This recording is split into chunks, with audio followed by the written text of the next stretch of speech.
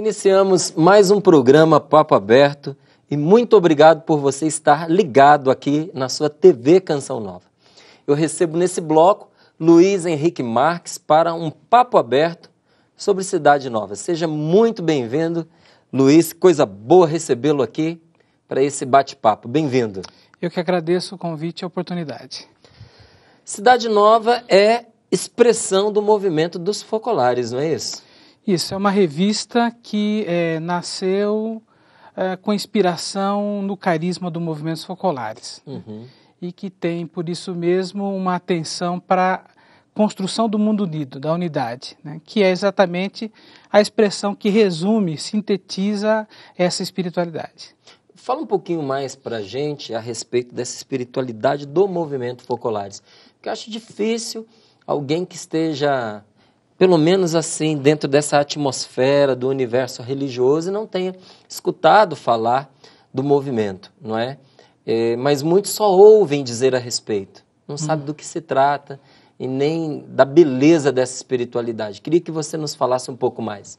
Perfeito. Então, o movimento dos focolares nasceu na Itália por uma iniciativa, experiência de Chiara Lubich, já falecido, né? Uhum. E do primeiro grupo de então jovens, né?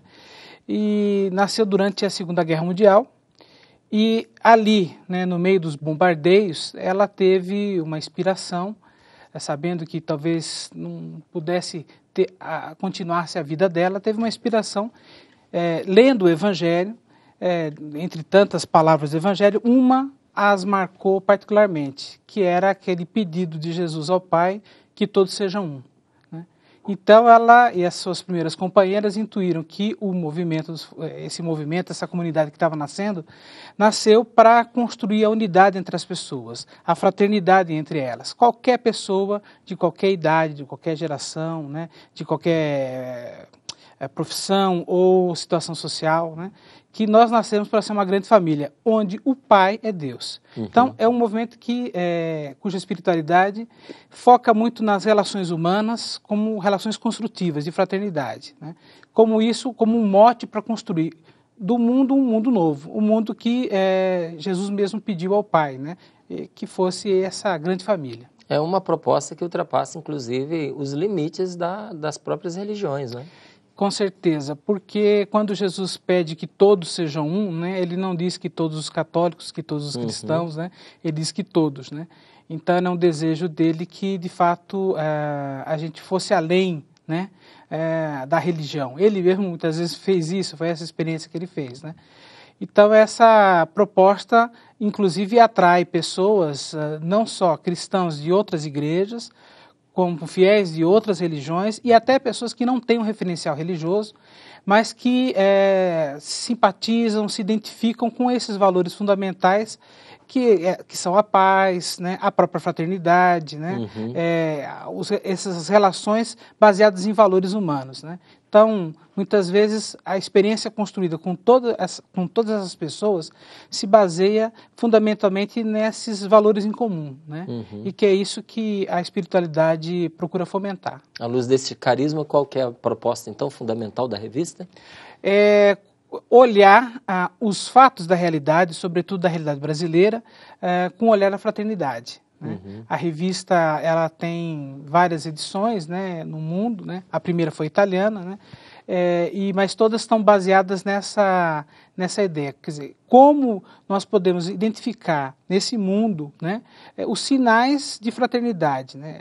Existem também os problemas, às vezes as denúncias devem ser feitas, os problemas têm que ser colocados, mas é preciso pôr em luz, né, as ações das pessoas, dos grupos, né, às vezes até de países, né, que demonstram que as pessoas são capazes de responder esse chamado de Deus, que é a vocação à unidade. Dá referências positivas, não é? Porque exatamente. É o que você está dizendo. Às vezes nós queremos construir um mundo novo, porque eu acho que esse é o anseio de toda a humanidade, de toda, não é? Em grupos cristãos, não cristãos, todos têm um anseio por um mundo novo. Mas nós acabamos nos colocando diante dos olhos sempre referenciais velhos, caducos, né, mesquinhos. E de tanto colocar em evidência o negativo, até com uma boa justificativa, não é? Da denúncia, como você falou, de trazer as questões, mas de tanto exagerar na denúncia e estar sempre colocando o negativo diante dos olhos das pessoas, nós não percebemos que é esse o referencial que nós estamos dando todos os dias para quem não é, tenta vislumbrar um pouco do que é essa realidade, esse mundo que nós temos. Então, realmente é muito importante isso que vocês estão fazendo. Como é possível definir essa linha editorial?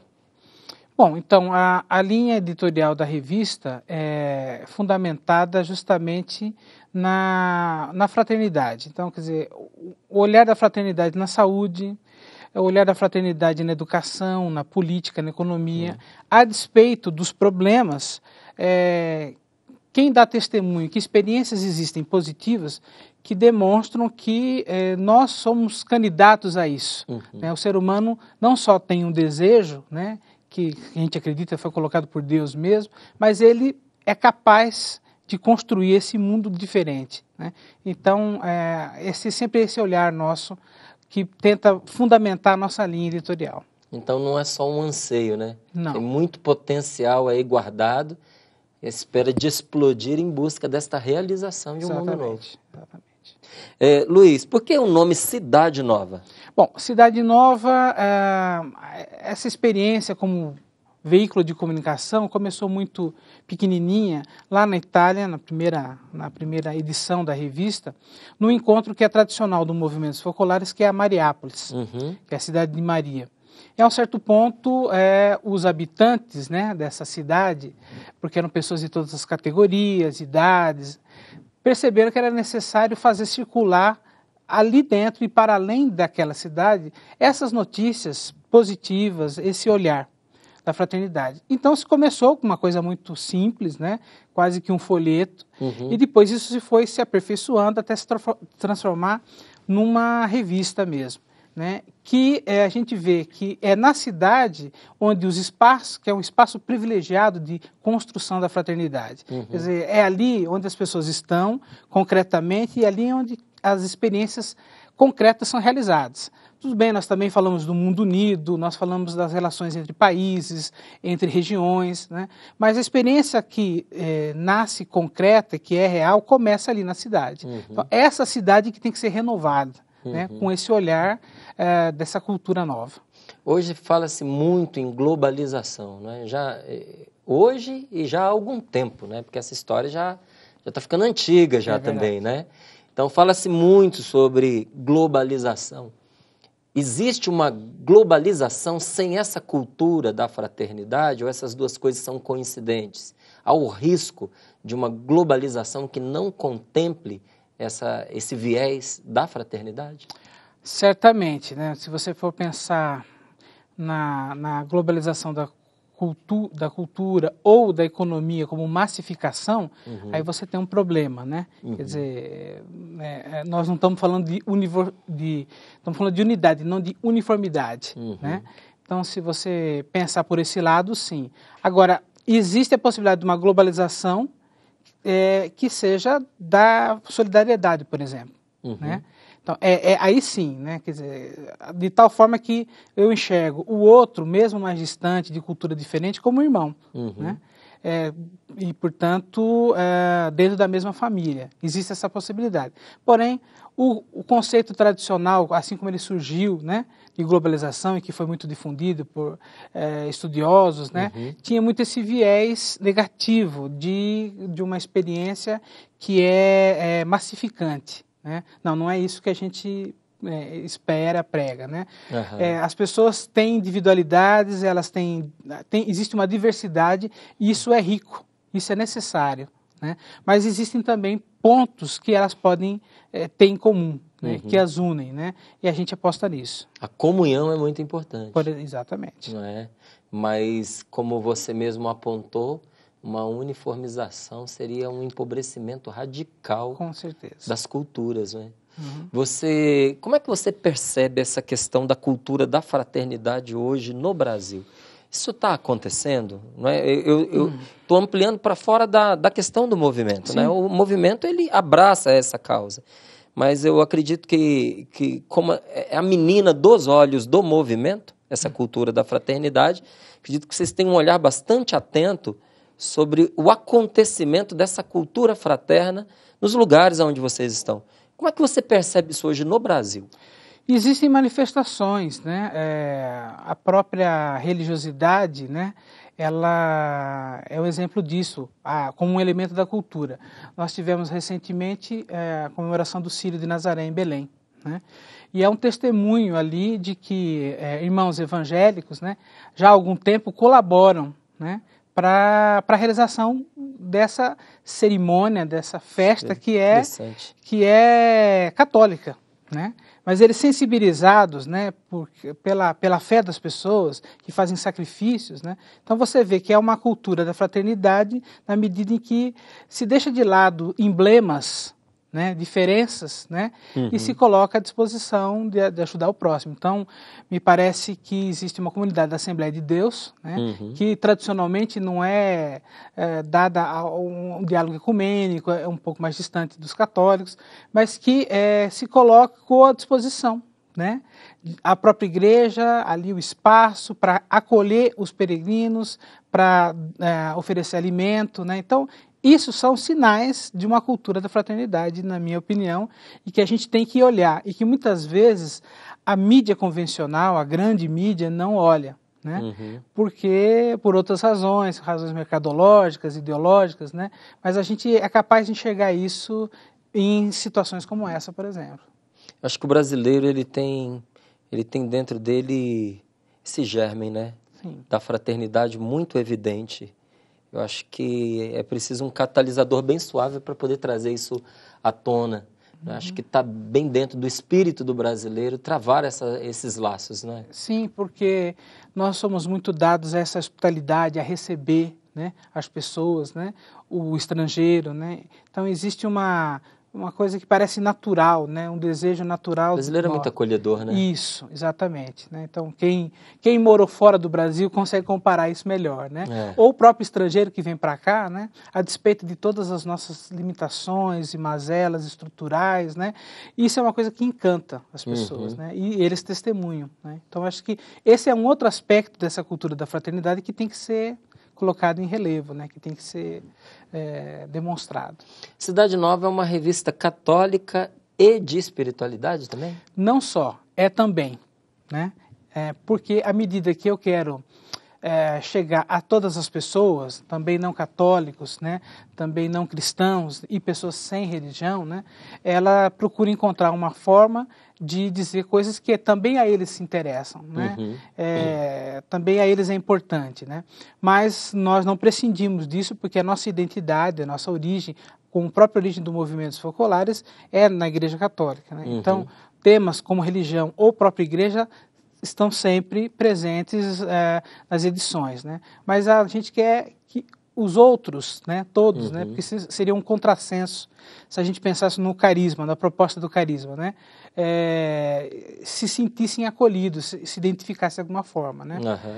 Uma palavra muito concreta que traduz essa nossa tentativa, né, de ser mais que católico, né, ser católico e também é o diálogo, né? Então promover o diálogo, espaços de diálogo, né, com outras fontes de informação, né, com outros leitores, né, e aos poucos a gente percebe esse eco, né, que as pessoas se identificam, né, e não se perturbam, né, quer dizer, ninguém pede para a gente não ser católico, muito pelo contrário, não, é legal que vocês sejam também, né, mas é bacana que vocês tenham esse olhar universal, o que, aliás, é o que quer dizer a palavra católica, né? Com certeza. Agora, isso é muito legal, porque a revista, ela é uma proposta de diálogo, limitada no diálogo, pela estrutura que não é? Como a televisão também é uma proposta de diálogo ilimitada, não é? A natureza do meio acaba limitando, porque a revista, ela fala mais do que é capaz de ouvir, não é?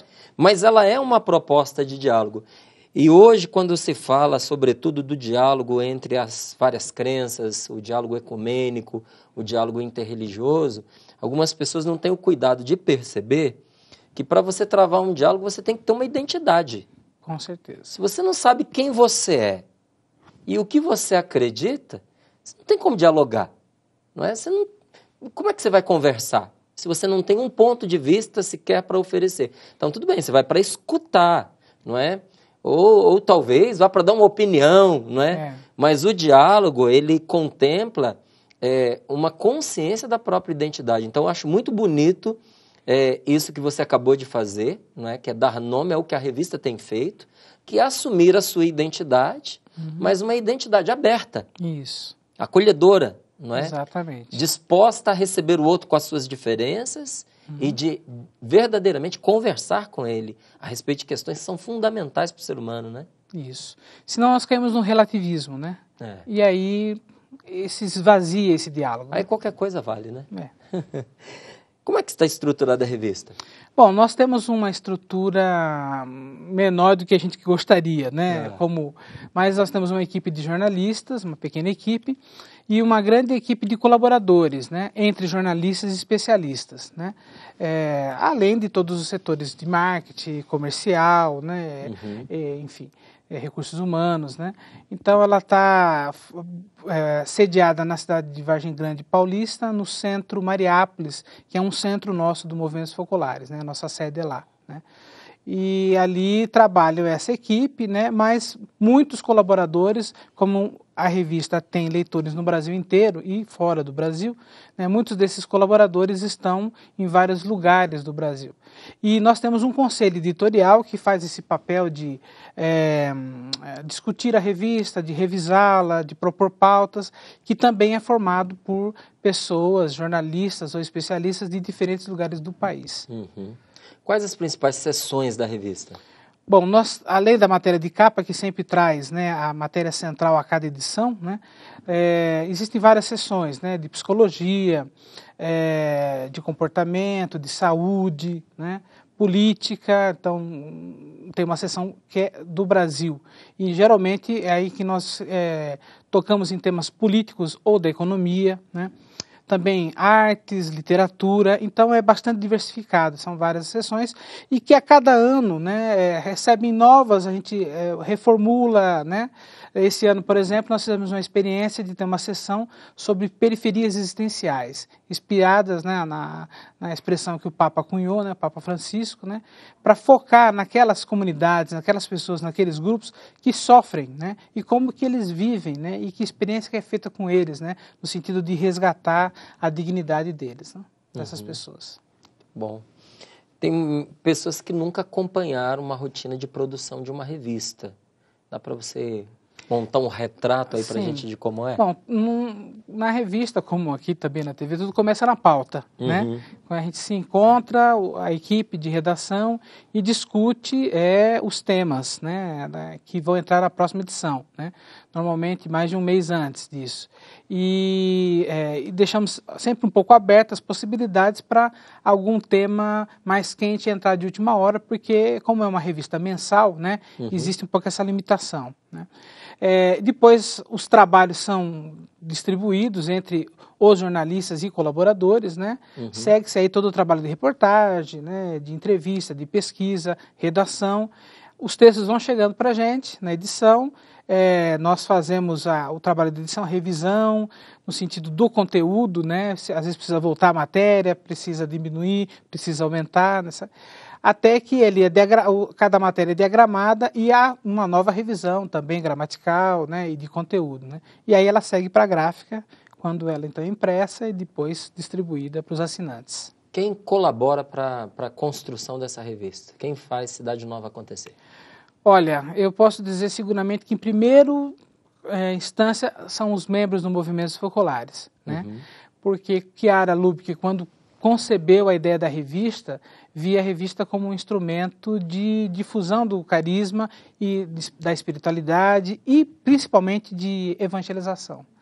Então, eles que anualmente se empenham, num primeiro momento, num trabalho de ação de assinaturas, né? De oferecer, etc. Existe o trabalho convencional de atendimento, né, da 0800, mas existe esse trabalho. Depois, existe essa equipe, né, que eu nomeei, que eu citei, e os próprios membros do movimento contribuem, né, com dicas, com pautas. Então a gente sempre procura aumentar e, ao mesmo tempo, estreitar o diálogo, né, com essa comunidade, né, que é sempre uma primeira referência nossa sobre como que vai a revista, se ela está atendendo, né, as expectativas, né, também daqueles leitores cuja assinatura foi feita mediante esse trabalho dos membros do movimento, né.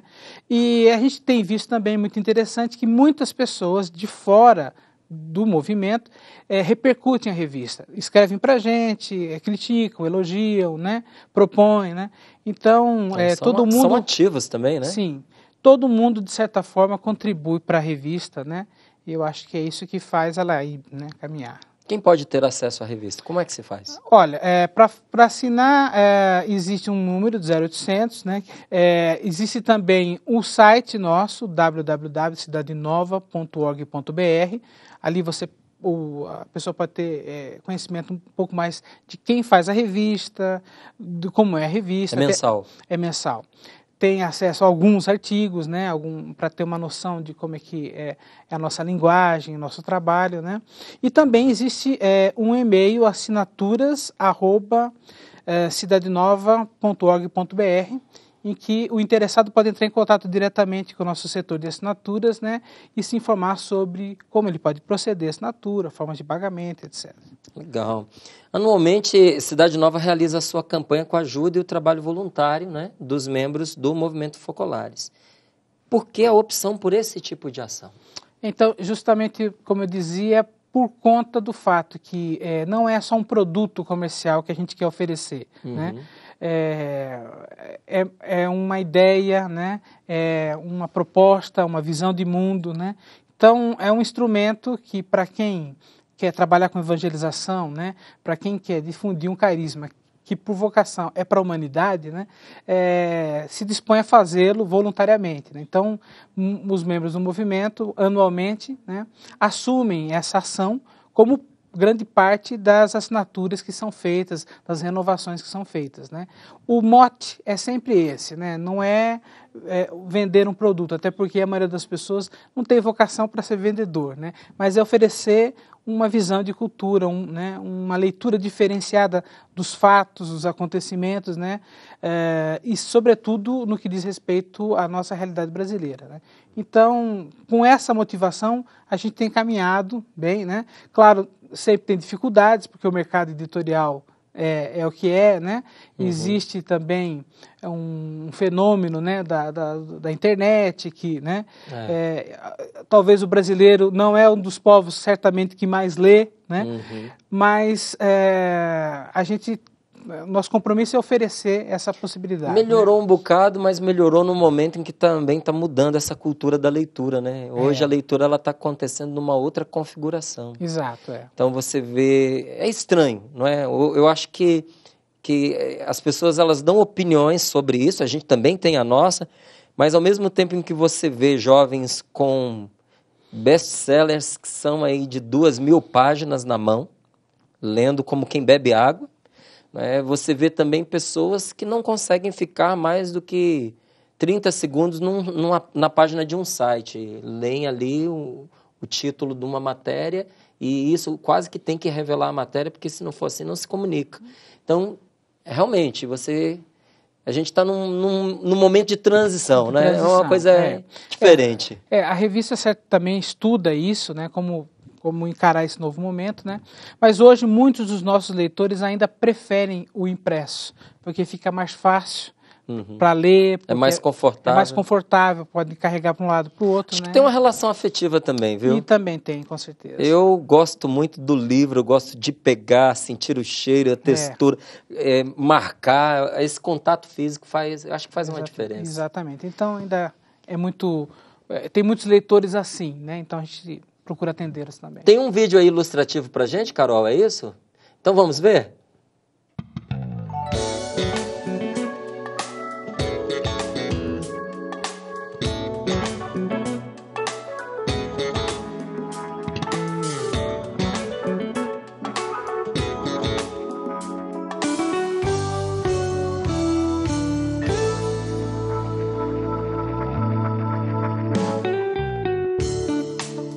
Ok, nós estamos encerrando a nossa entrevista. Eu tive aqui o prazer de conversar com o Luiz Henrique. Luiz, renova aí para a gente os contatos, não é, sobretudo do site, para que as pessoas possam ter acesso. Então, você pode conhecer a revista e a editora de livros, porque nós também produzimos livros, pelo site www.cidadenova.org.br. Tem algum telefone de apoio? Tem o 0800, né, que vocês divulgam para a gente, que é o mais prático para as pessoas. Tá certo, já está na tela aí para você, não é? É só entrar em contato. Quero agradecer aqui a presença do Luiz, seja sempre muito bem-vindo, Luiz Henrique, do Movimento Focolares. Que Deus o abençoe e que lhe dê muita coragem, muito ânimo e a toda a equipe para continuar fazendo bem através desse trabalho editorial. Eu que agradeço mais uma vez a oportunidade, o convite e vamos em frente. Certo. E no próximo bloco eu recebo o advogado Luciano Caran para conversarmos sobre Previdência Pública. Nós voltamos já já. Voltamos com o programa Papo Aberto pela TV Canção Nova e o meu convidado desse bloco retorna ao programa para conversarmos sobre Previdência Pública. Seja muito bem-vindo, doutor Luciano Caran. Eu vou chamar de Luciano. Obrigado, Márcio. A satisfação é minha. Obrigado mais uma vez pelo convite. Adoro vir aqui, adoro o seu programa.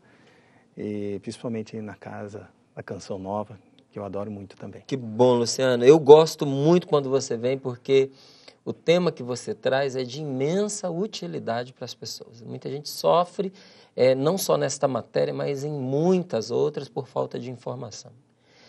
E a gente vê que o brasileiro ele se prejudica muito por não saber os seus direitos. E, às vezes, o medo da má notícia parece que congela a pessoa. Então, nem vai em busca da informação com medo de ficar sabendo algo menos bom do que aquilo que já sabe, né? E quando isso acaba só afetando a pessoa de forma negativa. Então, tem alguém aqui com a sua capacidade para poder trazer esse esclarecimento. Tenho certeza que vai gerar um conforto e um bem imenso para todos aqueles que estão acompanhando nosso programa nesse momento. Então, mais uma vez, obrigado, viu? Eu que agradeço, é isso mesmo, né? E falar sobre previdência não deixa de ser, na verdade, você discutir os problemas do dia a dia das pessoas, né? E eu que faço isso dia a dia, não só na advocacia, às vezes também participando de alguns outros programas, a gente vê mesmo essa angústia, né? Essa necessidade, principalmente agora às portas dessas reformas, ou seja, dessas modificações que o governo vem sinalizando. Então a gente sabe que isso, de certa forma, também ajudar as pessoas é uma forma também de a gente dedicar um pouco do nosso conhecimento, dividir um pouco com as pessoas, isso é importante. Então, já para a gente aliviar o pessoal a respeito dessas angústias, vamos conversar sobre essas modificações, né? Com as notícias dessas mudanças na Previdência Social, quais os benefícios que terão provavelmente modificações?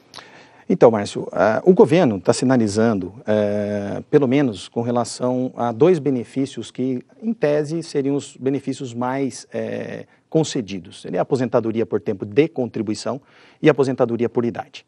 A aposentadoria por tempo de contribuição é aquela que a mulher tem que ter pelo menos 30 anos e o homem 35 para poder usufruir da aposentadoria.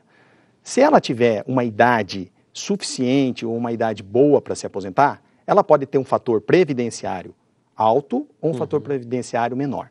Se da aposentadoria por tempo de contribuição a mulher que tem 30 anos, que somada com a idade, ela consegue 85 pontos, ela não tem fator previdenciário. O homem, pelo menos 35 anos de contribuição, somada à idade, dando 95, então ele também não tem o fator previdenciário.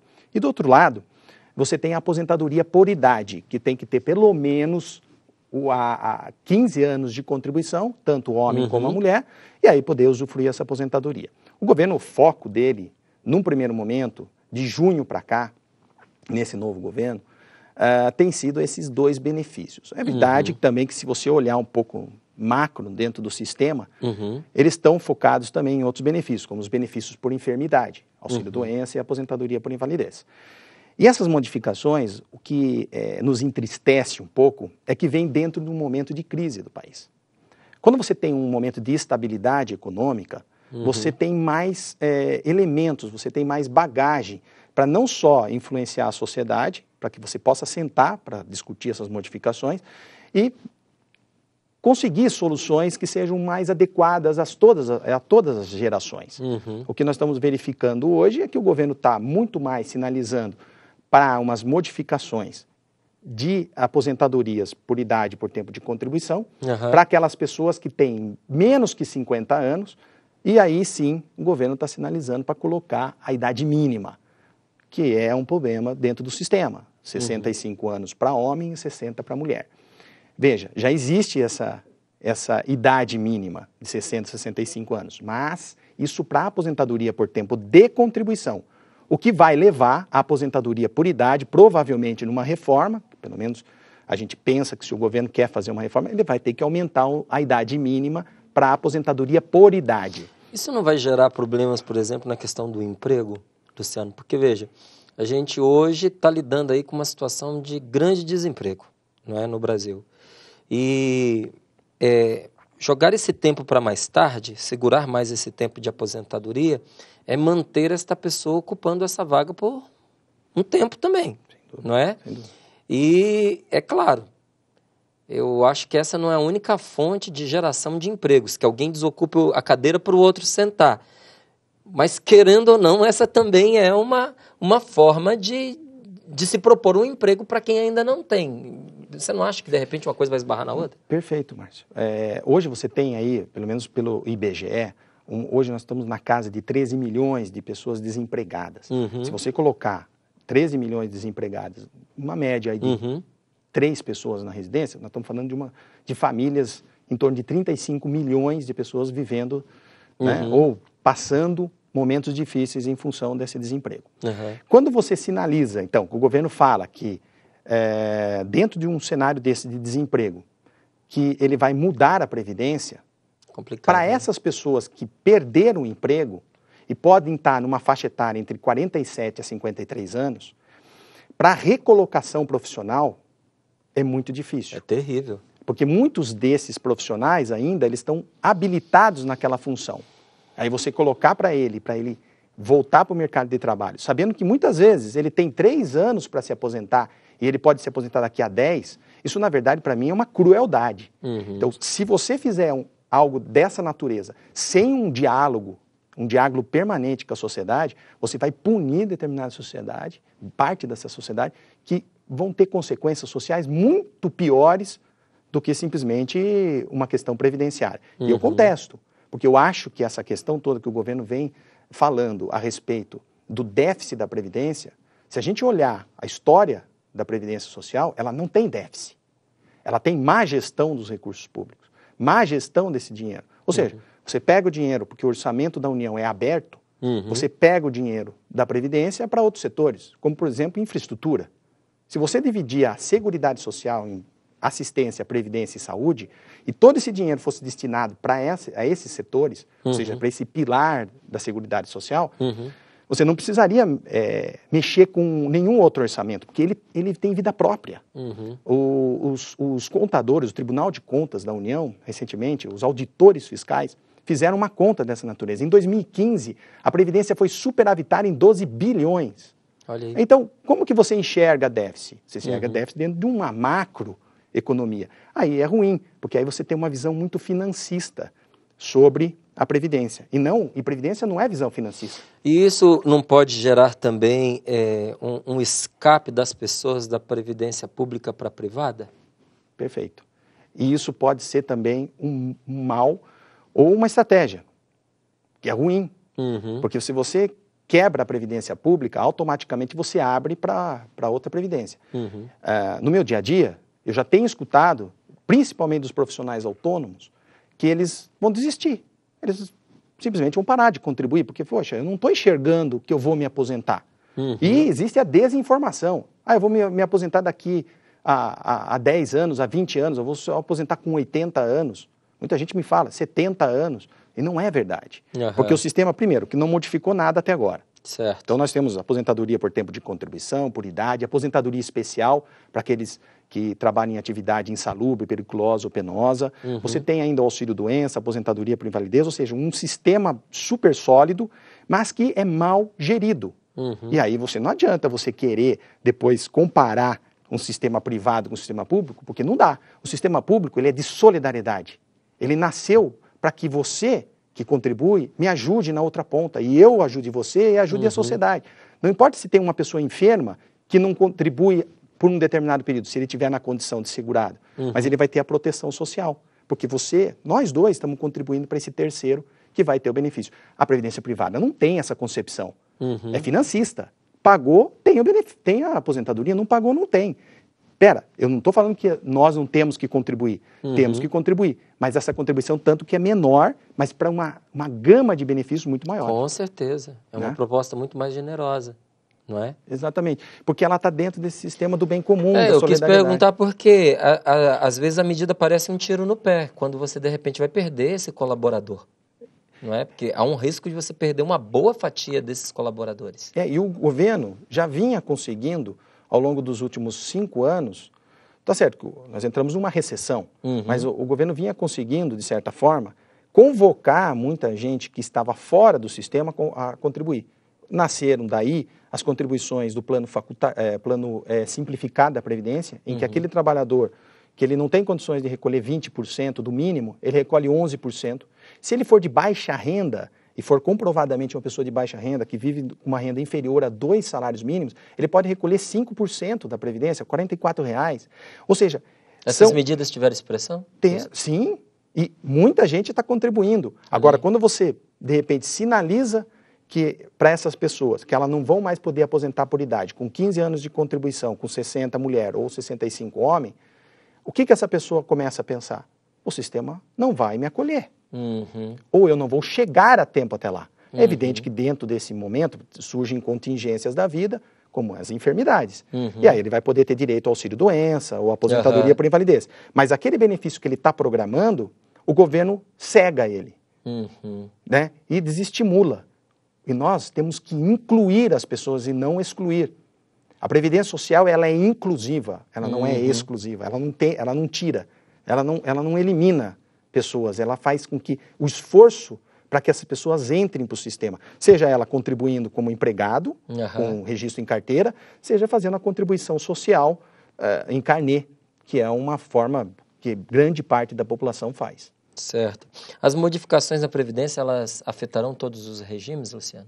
Então, historicamente, nós tivemos um regime modificado em vários momentos históricos. Né? Em 91, a consolidação das legislações previdenciárias, que é 8.213, consolidou. Nós temos uma legislação única, Previdência em 91. Depois, em 94, com a nova moeda, o RV, real, nós tivemos uma pequena modificação, mais para atender a questão da moeda, então a conversão. Mas foi em 98 que nós tivemos uma grande mudança do regime geral de Previdência Social, que é o INSS. E aí surgiu o fator previdenciário. E ao longo de 99 para cá, nós tivemos pelo menos uma economia do governo em 35% em cada benefício por aposentadoria por tempo de contribuição concedida. Ou seja, o governo economizou com o fator previdenciário, né?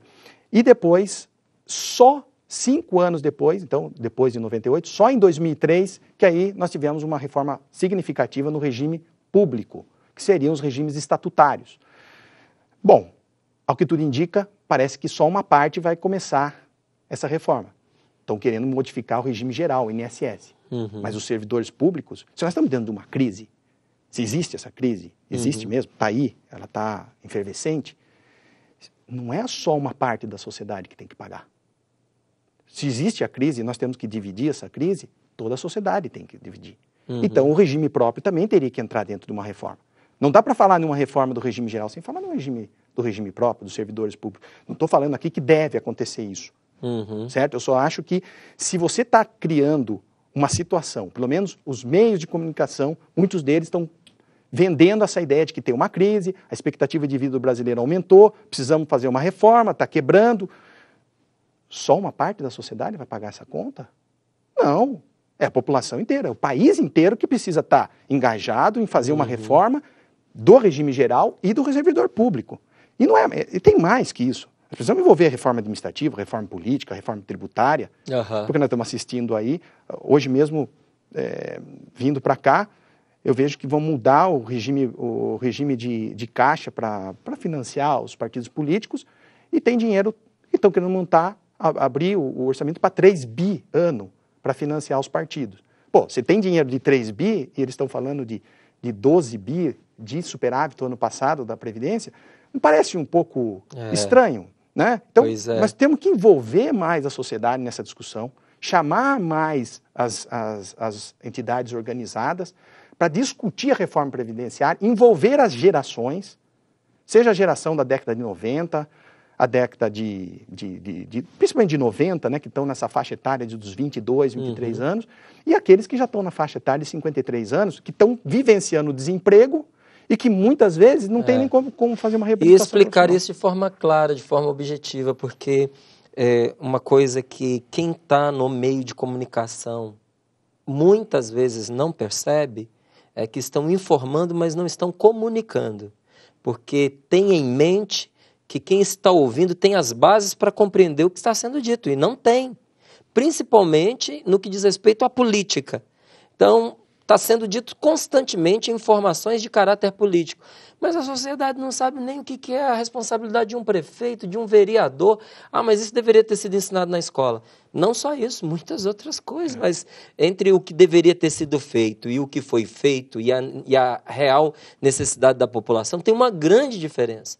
Então, é importantíssimo explicar para os grupos envolvidos o que está acontecendo, para que a pessoa tenha a capacidade de fazer, como você disse, pensar e opinar. A gente precisa envolver as gerações, como você falou. Envolver as gerações quer dizer colocá-los informados, quer colocá-los conscientes do que está acontecendo, de como era e de como será, numa linguagem inteligível para essas partes. Não é? Porque quando o discurso ele acontece só na nata, não é, do assunto, não é na nata de quem está envolvido, na nata do assunto, que você imagina que todo o restante, que há muito tempo já está aí, é compreendido por todos, aí a comunicação não acontece. Aí você tem muito espectador, mas mais telespectador do que porque tele é distante, né? É aquele espectador de longe, a pessoa olha como quem pergunta, isso, no que me diz respeito? Aí ele não é ativo. Aí você também nada de braçada, né? Porque com a desinformação... Manipula. E você acha que aquelas informações que estão sendo passadas, elas são reais. Nós estamos com uma visão muito financista da Previdência. E a Previdência Pública não pode ter essa visão. Tá? Você tem que pensar a Previdência como algo que tem que atender os pilares de sustentação social do país. Quando você fala que uma pessoa vive com R$880, e nós sabemos muito bem quanto é difícil viver com R$880, mas é isso com que ela vive, aí você chegar e fazer uma reforma, como em junho nós tivemos a medida provisória 739, que sinalizou que tinha muito auxílio-doença concedido indevidamente. Concordo. Tem auxílio-doença concedido indevidamente? Vai lá, faz, monitora, cancela os benefícios, mas faz perícia. Agora o governo vem com uma informação de que cada 10 casos de auxílio-doença, 8 são irregulares, e ao mesmo tempo, nessa mesma medida provisória, ele cria um fundo para fomentar que o perito receba mais R$60 para cada perícia, fora o que ele já recebe. Dentro de um cenário de crise, qual é a lógica? Alta. Esse vai dar alta para a pessoa enferma dessa forma? Eu não acredito. Então, a gente precisa também reavaliar muita coisa, porque a crise está aí, vende-se uma informação muito pesada disso, mas você está julgando um pai de família enfermo para voltar para a empresa, dentro desse cenário de crise. Se ele estiver enfermo, estou dizendo se ele estiver enfermo, é evidente, enfermo e incapacitado para o trabalho. Mas e se ele estiver capacitado? Lógico, o médico tem um critério meio subjetivo, ele vai dar a alta, o profissional vai voltar, se ele tiver apto, ele vai voltar a trabalhar, ele nem vai querer voltar para o auxílio-doença. Ah, tem muita gente que recebe devidamente, nós sabemos, mas se você trabalhar com a exceção, você acaba com a regra. Né? Você acaba com a ideia de sustentação do sistema. Então, isso eu acho ruim também. Então, você cria situações muito urgentes dentro de crise. Em um momento de crise, você tem que ter cuidado. Você tem que ter cuidado com essas pessoas, tem que ter cuidado com essas famílias. Porque senão você pode aumentar, como repito, aumentar o problema social que a gente está vivendo. E aí não adianta, a saúde vai estourar mesmo, porque já é mal gerida, mas a assistência não aguenta. E invistam, então, também em assistentes sociais para visitar lá os casos de LOAS, que o governo tem falado muito que tem muita fraude em LOAS, que são os benefícios assistenciais ao idoso, aos portadores de deficiência. Invista-se nisso, né, em assistente social, e que visite a residência das pessoas, mas não visitam. Como que vão saber se a pessoa precisa ou não precisa? E não na supressão do benefício, né? Mais rápido.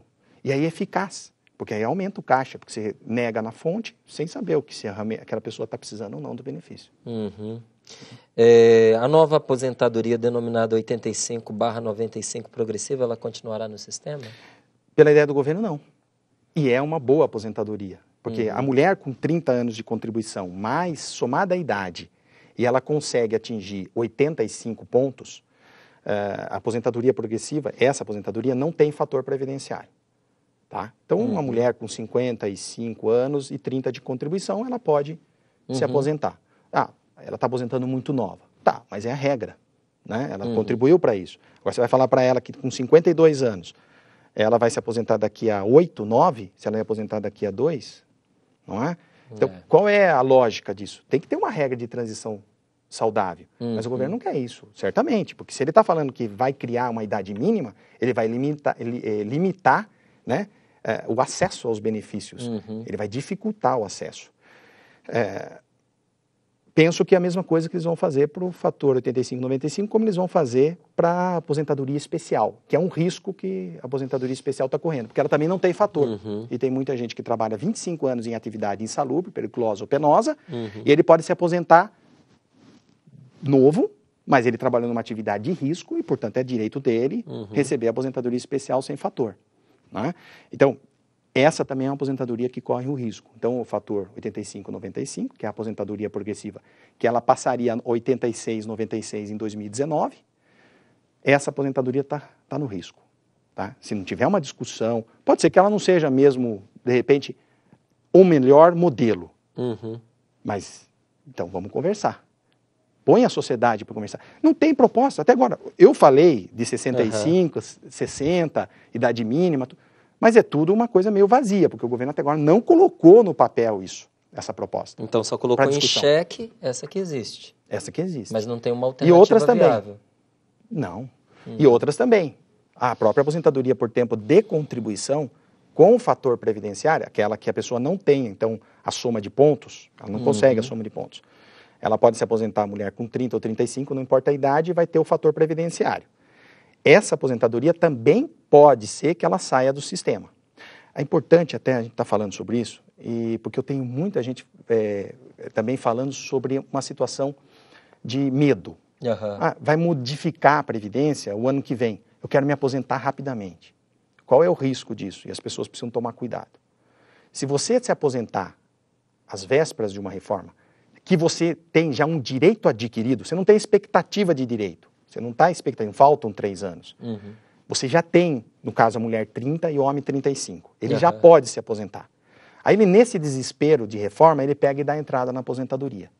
Ele foi atingido pelo fator previdenciário. Dependendo da idade, o fator é muito alto. E não vem reforma nenhuma.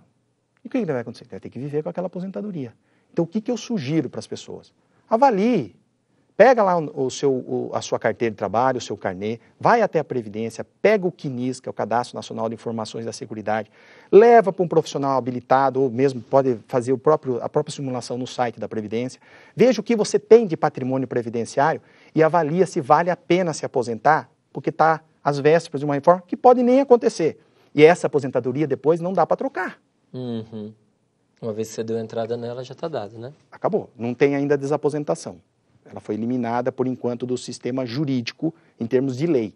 Pode ser que o Supremo decida sobre essa matéria. Mas se ele não decidir e ficar assim, ninguém pode mais desaposentar, trocar a aposentadoria, aquela aposentadoria prejudicial e não vem nenhuma reforma, ela vai ter que viver com aquela. O que ela tem que fazer? Ela tem que olhar o sistema. Ver quanto que ela tem de patrimônio previdenciário antes. Tem o direito, mulher 30, homem 35, mas a idade é muito, eu sou muito novo. O fator previdenciário é muito alto, pode derrubar em até 50% a renda. Espera. Deixa melhorar um pouco essa aposentadoria, não vem nenhuma reforma, ele vai poder ter uma aposentadoria a qualquer momento, mas ele vai poder escolher uma aposentadoria melhor em termos de renda. Entendeu? Qual que é o espaço, Luciano, o espaço e o momento de discussão para isso? Porque, veja, tem muitas coisas que a gente vê, elas acontecem e desacontecem, e o único espaço de informação que muitas vezes o cidadão tem é o telejornal. Sim. Então, um exemplo que a gente tem vivido, questão do trânsito dos faróis acesos. Era obrigatório, com multa, se você não tivesse. De repente, você é informado que isso está suspenso. Ok. Daqui a pouco vem a informação de que isso volta.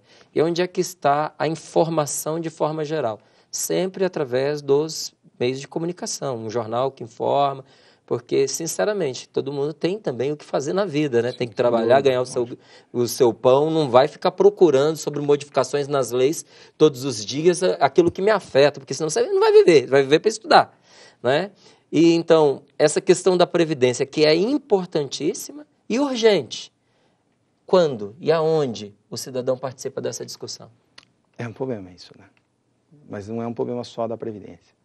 É um problema do consumidor, é um problema tributário, é porque falta educação. Uhum. Então, as pessoas acabam perdendo interesse porque vendem que tudo é difícil. Uhum. E se vende que é difícil, a pessoa não acessa. É isso aí. Tá? É isso então, mesmo. o que nós temos que fazer é o que você falou. Uhum. Você falou isso. Vamos aproximar as pessoas das informações. E quem contribui, que tem mais poder aquisitivo para fazer isso é o governo. Uhum. É ele que tem que fazer esse papel. Então, ele tem que expedir cartilhas. Eu já fiz cartilhas. E as pessoas ficavam maravilhadas, adoravam. Pegavam as cartilhinhas, eu via as pessoas lendo. Mas tem que falar em linguagem simples. Pois é. Eu tive várias cartilhas que eu fiz, né? E isso é simples. Está aí algo onde se valia a pena investir verba. Você colocar isso no site, fácil acesso. A Previdência tem um site muito bacana. Se você olhar o site da Previdência, ele é um site bom. O problema é que você não consegue acessar muitas informações. Mas essa questão da né? acessibilidade, ela é complicada. Porque a gente pensa que a internet tornou tudo acessível a todos. Não, a gente tem um bloqueio ainda chamado mentalidade. Então você pega um jovem super antenado, mas ele é antenado, ele é ligado, ele é linkado na realidade dele. Se você for falar de baixar aplicativos, jogos e, de repente, pesquisa sobre um assunto, está ali. É ele mesmo. Você vai perguntar, ele vai te dar a resposta de imediato. Mas se você, por exemplo, pede para ele fazer uma pesquisa ou desenvolver certos tipos de arte ou de trabalho, às vezes não passa pela cabeça dele que ele vai encontrar essa informação na internet. E nós estamos falando de pessoas jovens que praticamente nasceram com um tablet na mão, com um smartphone na mão. Agora, grande parte da população não está dentro desse quadro, de quem nasceu informatizado. Então, não se pode optar apenas pelos meios eletrônicos, porque senão eles são exclusivistas. Né? Eu acredito que tem que se investir ainda nas cartilhas, nos folhetos, aulas de informação. Né?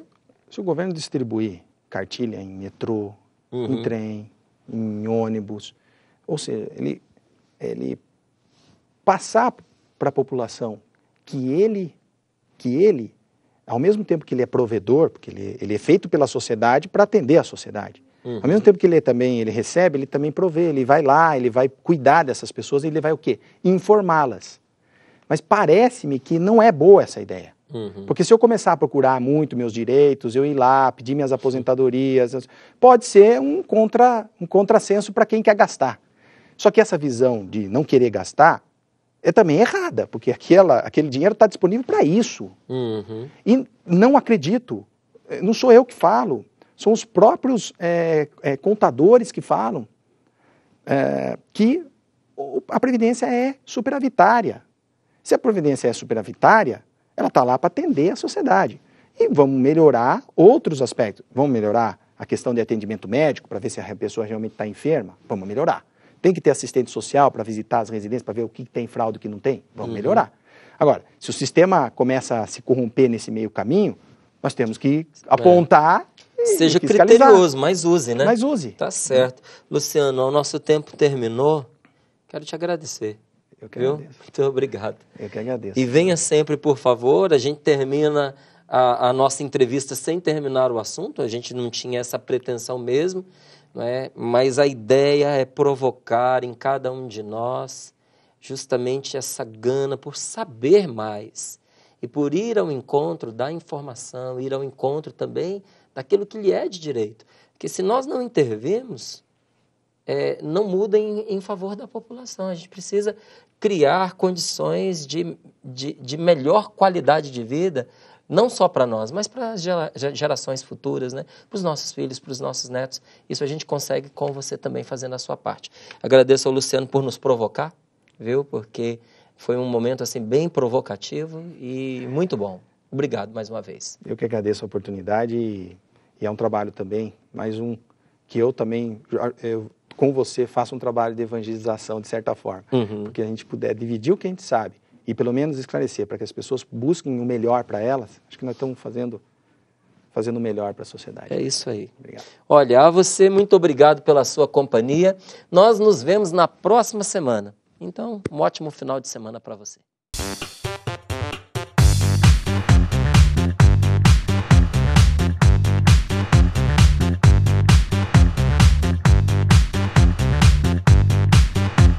CançãoNovaPlay.com. Assine já!